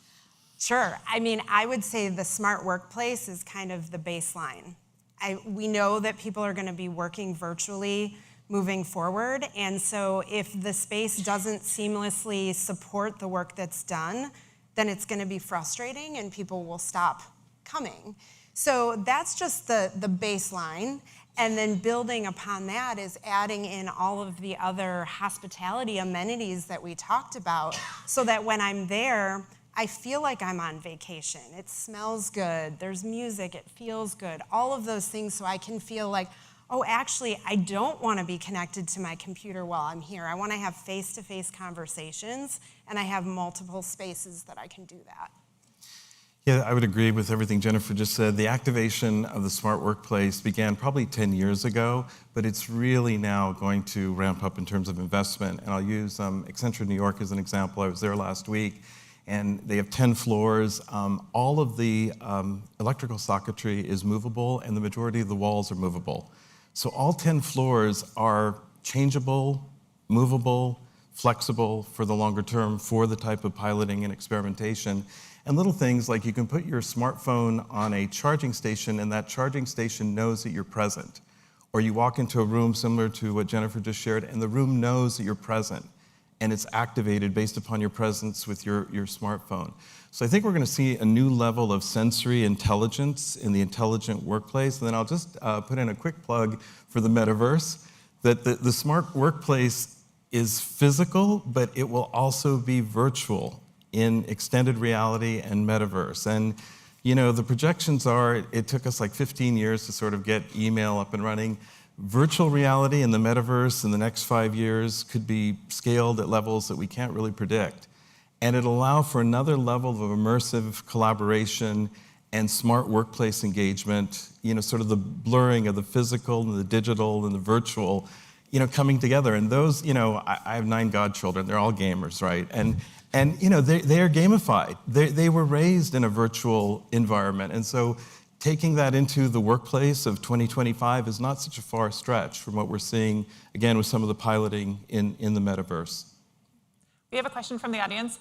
In the event that we have to shift to define spaces for health safety again, can this space accommodate this? So how are we integrating kind of health safety with the concepts that we've been talking about? Sure. So one of the things we did, and Peter, you were talking about this as well, is make sure that any desk, any workstation is configured in such a way that it's very easy to pivot and be distanced, or bring, you know, more density in if there's more people coming to the office. So a lot of that has to do with what things are being built into the space, like the electrical, to make it incredibly easy to pivot. And then touchless workspaces. So how do you have the ability to, you know, walk up to the door, it sees your badge, it reads and knows who you are, and the door is open, and you have, you know, really a touchless experience in as many different areas of that space as possible. And I would add to Jennifer's comments, we're going to see a whole new era of improved indoor air quality. The air that we've breathed in office space has not been great for 50 years. And I think the pandemic really highlighted, you know, health, wellness, well-being, safety, and the cognitive improvements as a result of improved indoor air quality will be significant. And those investments are being made by building landlords and owners and occupiers. And I think there's some very interesting silver linings to a horrific, you know, pandemic experience in terms of improvement of the work environment. Yeah. The first time I talked to you, I thought that we were going to talk about real estate, but actually most of the conversation was about behavior. What do you mean when you talk about how the future of the workplace is more of a behavior shift than a spatial shift? Yeah, great question.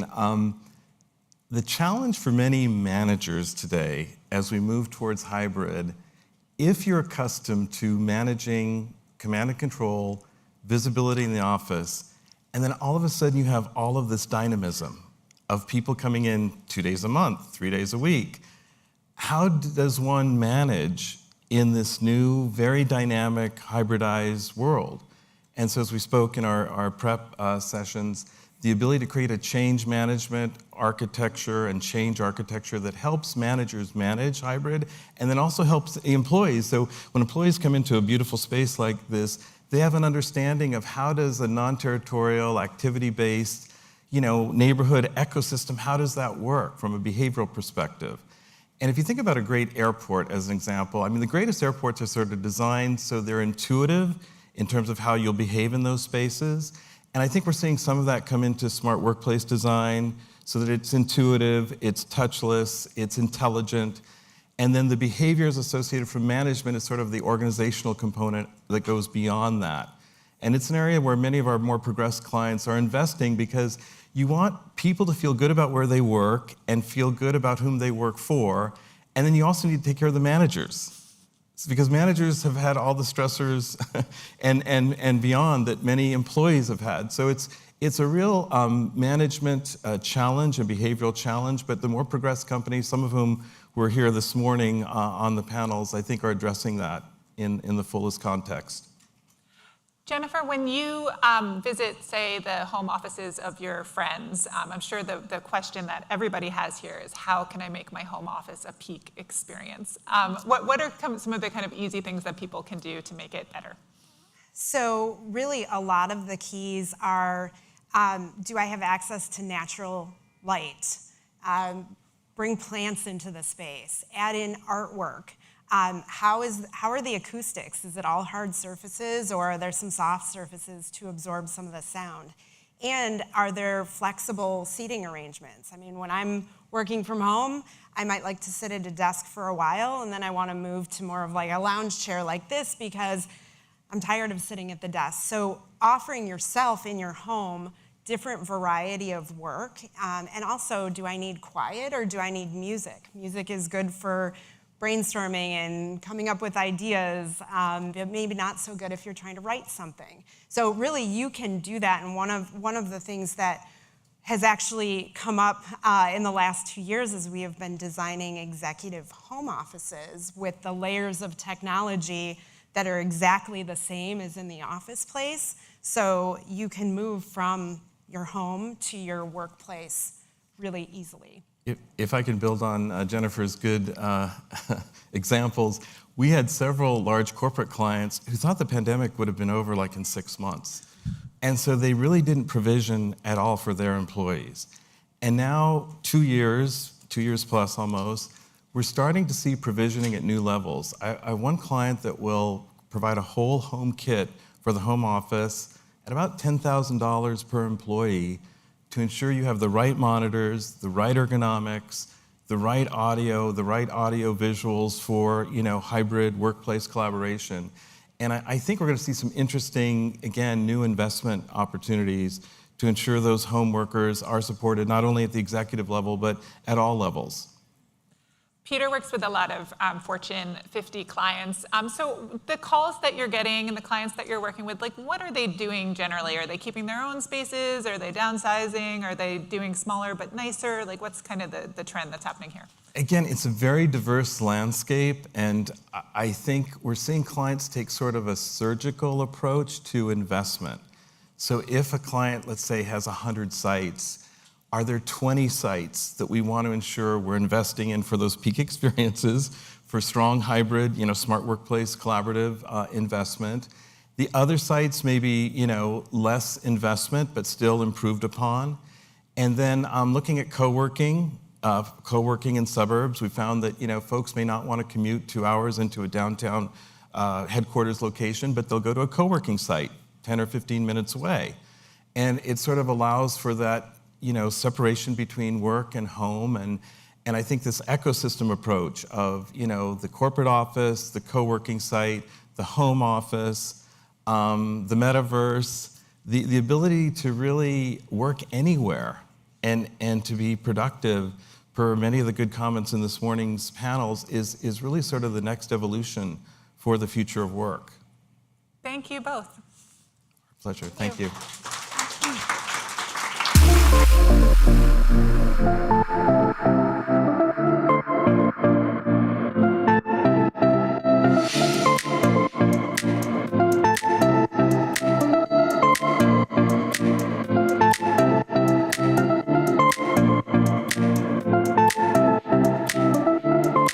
Hi, everyone.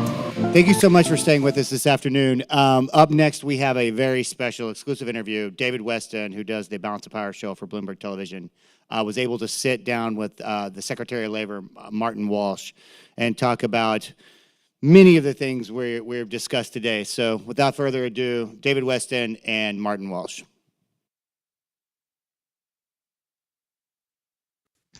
Secretary Walsh, thank you so much for joining us today. Really appreciate it. You have an awful lot on your plate dealing with the labor market overall. And I want to go through exactly where we are, where we're headed. But given what's going on right now in the world, I want to start with the basic question, the Ukraine crisis. It's on everybody's mind right now. As you sit there now in Washington, do you think that is likely to affect the labor market in material effects or not?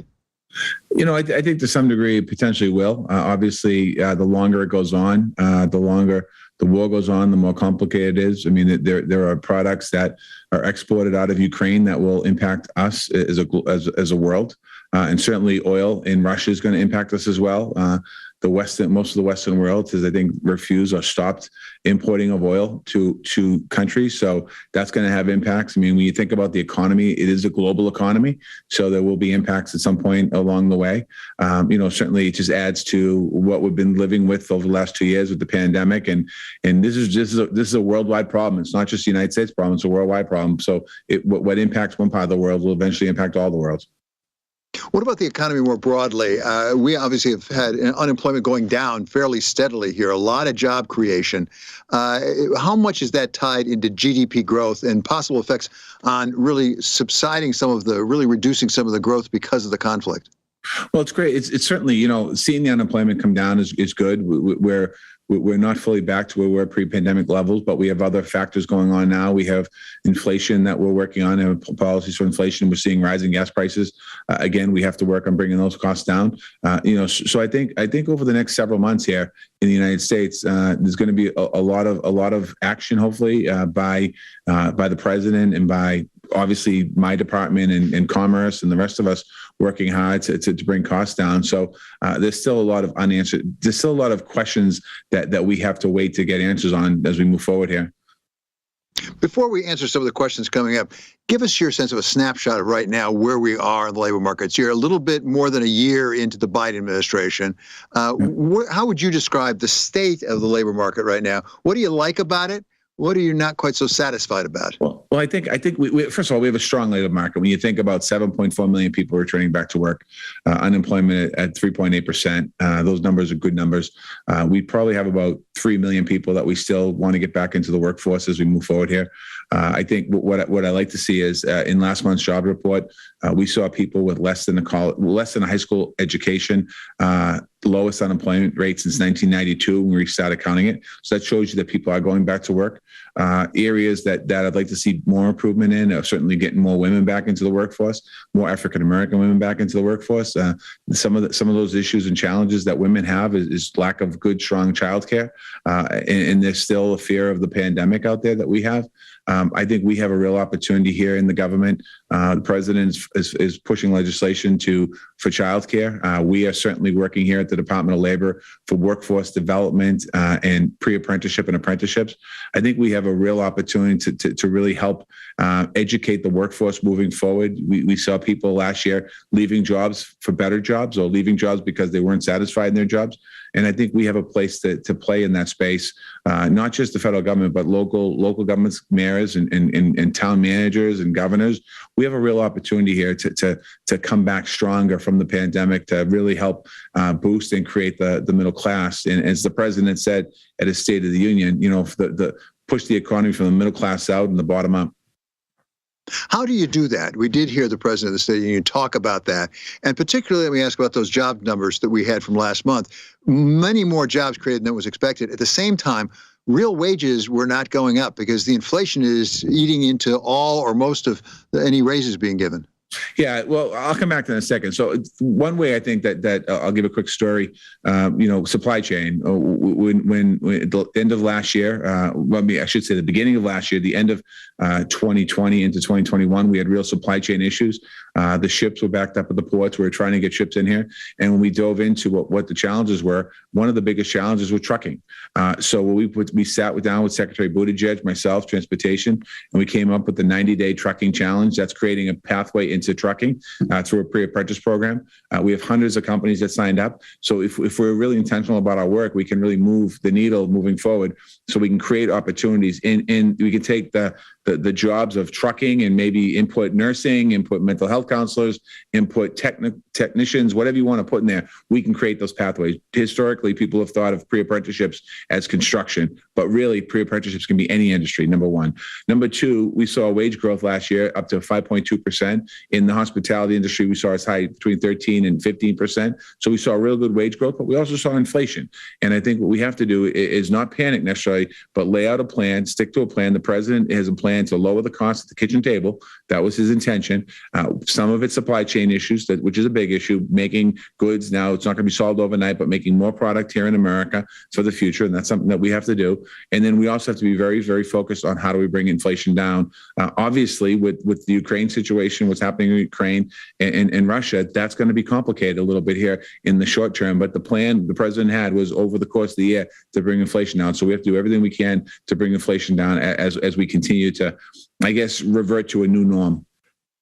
I've heard about those apprenticeship programs. You talked about your meeting with Secretary Buttigieg about it in the trucking industry. You've suggested some other places.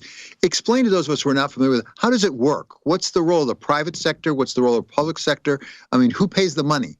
Yeah, that's a great question. Well, part of it is the government putting some money up for pre-apprenticeships, but you really have to have the employers at the table, because if you have the employers at the table, in a lot of ways, they will put some money up as well. So what will happen is somebody goes into a pre-apprenticeship, they get paid while they're in the pre-apprenticeship, and then they transition into an apprenticeship and then potentially into a journeyman type of job. Trucking can be in a pre-apprentice program, apprentice, getting the hours you need to be able to drive alone moving forward. There are other industries that a different type of model, but you can't be successful if you don't have the employer partners at the table. Because when you get the apprenticeship, people who go into the apprenticeship should get a feel for what the job of the future that they're looking and going into is. And I think in the past, and we still do it to some degree, in the past, we do job training in America and we train somebody for a particular job. And at the end of the training, there might be a job or there might not be a job. But what's really key here is having a pre-apprenticeship. An apprenticeship, it should be generally tied to a company or to an industry. To what extent would you expect the people coming into these programs to be perhaps just out of high school or maybe out of a community college or later on in their career? I think one of the best pathways is through community college. I think that there's an opportunity. Now, I'm not saying you can't do it through high school, and I'm not saying you can't do it through a four-year college system. But community college is really best suited to be able to do the training, because they have the instructors, they have the history of doing that type of work in the past. And as I've traveled around the country, I've spent a lot of time at community colleges talking to them about opportunities. I've seen programs in place anywhere from nursing programs to solar plants to welding services to aviation. All these colleges, they don't all have the same programs, but they're really geared up towards educating people for the future for these jobs. As you look at the labor market overall, do you have a rough number of how many jobs actually could be filled that are not being filled right now through those sorts of apprenticeship jobs? When you talk about nurses, you talk about solar panels, you talk about truckers, how many jobs are we talking about, do we think? I mean, I honestly think, it's hard to put a number with it. And I guess my best guess would be, depending on the industries, you could probably go from 3 to 5 million people potentially as we think about this over the next couple of years. And you've got to remember in the back of our head, some of these folks that we're talking about might be working in a different industry right now, that they are not satisfied or not earning enough money for their job. So it can be a continuing pathway into these jobs. You mentioned also, Mr. Secretary, that something like, I think you said 3 million people you think were down still from before the pandemic, aren't back in work. What is going on with that? I mean, some people are talking about the Great Resignation. Some people just don't want to go back to work. Yeah, well, I think that the fact that people don't want to go back to work, there is a few people in that category, but most people generally want to go back to work. I think what we saw with the so-called Great Resignation was a lot of people that were working in industries that were, not satisfactory to themselves and their families. They weren't able to. They didn't have a good work-life balance. They weren't earning good wages. I think that when you think about, that's why I think workforce development is so important here in this country, and doing it properly. I mean, and the reason why I push workforce development so much is that as in my previous role, I mean, I saw it work. I saw when we revamped workforce development in the city of Boston, we were able to connect people to good paying jobs. And then we had employers coming to the table saying, we want to partner with you to create these pathways into these jobs. And these jobs have different educational skills and different types of licenses that people need and things like that. So we just need to make sure we continue to stay connected. I spent a lot of time as Secretary of Labor talking to working groups, working rights groups, workers, obviously, and businesses. And I think that you can't solve a problem if you don't have everyone at the table. You have been outspoken in your support for unions, as has the president. Organized labor has driven a lot of the growth in the country overall. What is the role, if any, of unions in the apprenticeship program? As you mentioned earlier, there was a day when we typically thought in the construction trades, that's the way you had apprentices develop. Well, the beauty about the construction trade program is that it's fully funded by the construction trades and by the contractors. So there's no real government investment there, and there's an opportunity there to continue to amplify those areas. And when I think about building trades particularly, I think of opportunities for equity and diversity and creating pathways for people of color and women to get into the trades and open up the doors even further. And I look at like urban America where young people don't have that opportunity. So I think there's a real chance and opportunity to make some really big gains. When I talked about unemployment, 3.8% unemployment rate in the country, in the Black community, 6.6% unemployment rate, which is double that of white. The white unemployment rate is 3.3, 3.4. The Latino unemployment rate is 4.6%. And when you think about those two numbers, there's a way to bring those numbers down by creating pathways into construction industry. In the other apprenticeship programs, I really see this as a pathway. I mean, I think there's a lot of people. Listen, I'm first generation American. My parents were born in Ireland.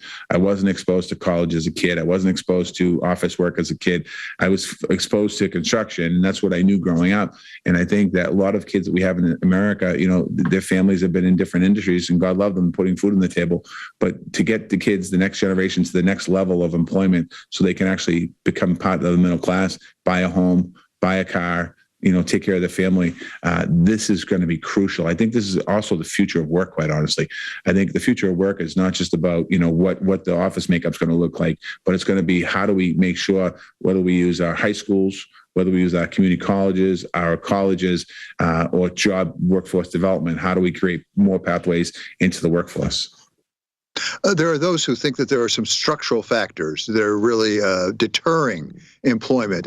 Things like lack of competition. The Department of Treasury just came out with a report, I know you know, that said there's some non-competitive activities, such as non-compete clauses in some agreements, that have actually discouraged employment. You mentioned earlier licensing. There are others who say we're licensing way too many jobs, right down to the state and local level. What are the structural constraints on increasing employment?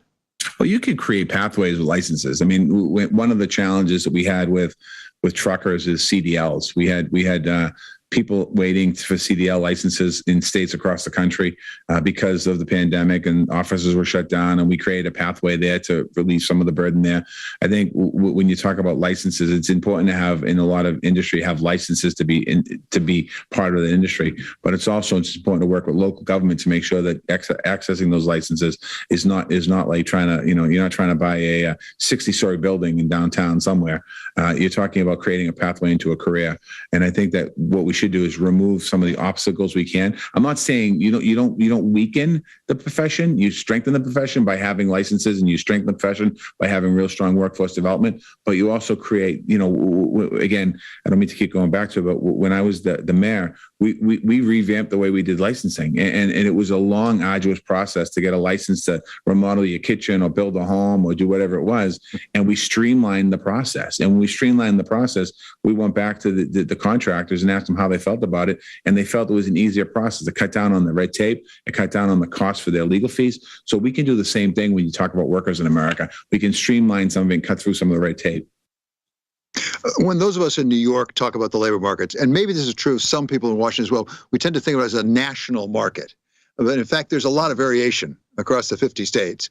I know you've spent a fair amount of time on the road. What are you seeing in terms of variations, different labor markets across the country?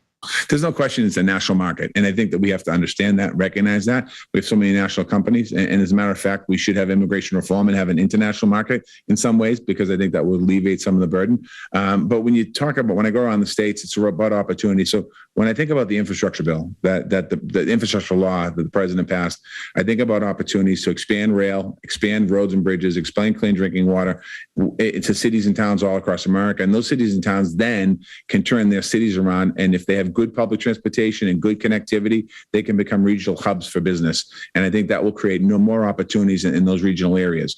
And so, for example, you might have a city, I'm trying to think of a good analogy. You might have a city that might have high tech in it, and 50 miles away might be housing. Well, you create a housing market 50 miles away with good regional transportation. Now, all of a sudden, you've just created a whole hub where you can tap into a whole untapped resource of people we can work on. A lot of parts of the south of this country, like, for example, I was in Memphis, Tennessee. You think about that, you create opportunities in Memphis, Tennessee, and you put a 50-mile perimeter around Memphis, and you have good, strong public transportation, good, strong commuter rail transportation, and good, strong community colleges in other parts of the country. You can become a training facility for those places. This Bloomberg program is about the shifting of work, how work is changing over time. You've already suggested one way, at least you'd like it to shift, which is more of these pre-apprenticeship programs to get a lot more people trained up. What do you think are the biggest changes we're seeing right now in the workplace? Yeah, I think the pre-apprentice is more than just training up. Just real quickly, I also think it's about opening up opportunity and expanding people's opportunity for employment. And I think that that's the key biggest part of it. It's educating them on the job, but it opens up their world to a whole new level of opportunity they might not have ever had. I think that in the beginning of this pandemic, when we went to remote work, there was lots of conversation about maybe we're going to do more remote work. The future of work in America is more than an office space. The future of work in America for companies is about how do I find employees, where do they live, what are the amenities, and some of those are being addressed in the infrastructure law. Some of those are being addressed by local government. Some of those are being addressed by the federal government. So I really think there can be a real good positive shift in our country for workers in America, for opportunities for better employment, more opportunities to get into the middle class, really creating opportunities and pathways into the middle class, creating opportunities for their families down the road. When you think about what the president was pushing, when he talked about universal pre-kindergarten, he talked about universal, basically, childcare and adult care. That's what families need to be successful, supportive. So we have to think about how do we do all these pieces together. We talk about opportunities. What about opportunities for employers? Because we talk to a lot of employers who are having a lot of trouble finding the employees they need. What is the cause of that problem, and what can be done to alleviate it? Well, at the end of the day, when you think about what we're talking about, I'm talking about it from the standpoint of employees, but really it benefits the employer probably the most, because you have a public-private partnership, basically, that's put together here, creating better pathways for employers to have people that are skilled up through pre-apprentice programs, where they're not hiring somebody off the street that might not know nothing, or they might just have a college degree. Now they have a sense of what the industry is all about, and creating better pathways. I mean, at the end of the day, to keep American companies strong, it's about making sure they have a good base of employees, that they're treated well, and that there's a good relationship between both of them. And I think that that's kind of, when I think about that, that's how I think of it. And listen, if you have successful employers in the country that hire lots of people, that's a good thing. And I think, and they treat their employees well, and they're productive and they're successful. That's what we want to see for American companies, particularly in manufacturing as well. As the president talked about bringing more manufacturing jobs to the United States of America, we need to make sure that those manufacturing facilities are producing at a favorable way, where companies can be making money and employees can be treated fairly and making money themselves. Is our public education system doing the job we need it to do in preparing the next generation of employees for this 21st century? I think that the public education system is doing well. I think that we have, Secretary Nguyen is better suited to answer this answer. The one concern that I have in this space is the loss of education time over the last year and a half with COVID. I'm really concerned about, in 2020, March of 2020, most schools in America went online. Many of them finished the year online. So young people lost a half a year in school in person. The beginning of the next year, a lot of kids started hybrid. Some in person, some online. So I do have some concerns about that, and I think that's an issue that we're going to have to be watching in America. Go out 2-3 years. Where will we be in the labor market? Will we be fully recovered from the pandemic, and will we be growing from there? I think our labor market will be back to work, but I think better than that, I think we'll have a better setup and pathway for people to get into the middle class, whether it's through workforce development, whether it's public workforce development, private workforce development. Opportunities will be there, and I think our economy will hopefully be very strong. But I think we'll have a good pathway into good paying jobs.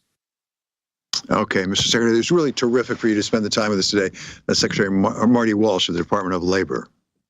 Thank you. Thanks for having me.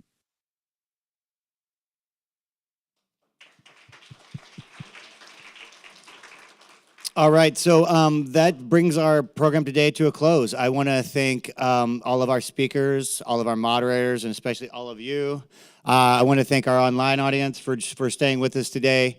If for any reason any of you missed any of today's talks or panels, you can find all of those on Bloomberg.com or on the Bloomberg Live YouTube page. We are very grateful to our summit advisors, Atlassian, BMC, LinkedIn Sales Solutions, and Salesforce for their support for today's event. Thank you, I totally agree.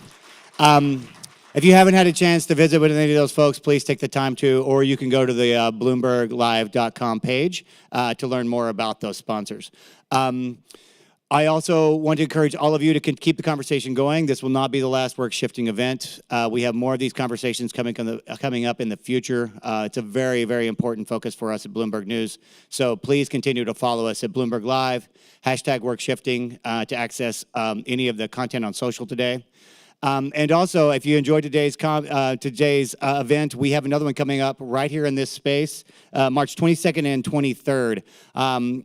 We'll be right here for the Bloomberg Equality Summit. It's a great event. There's lots of great speakers, and you won't want to miss that. So again, thank you all for being here, and we appreciate it, and enjoy the reception. Thanks, everyone.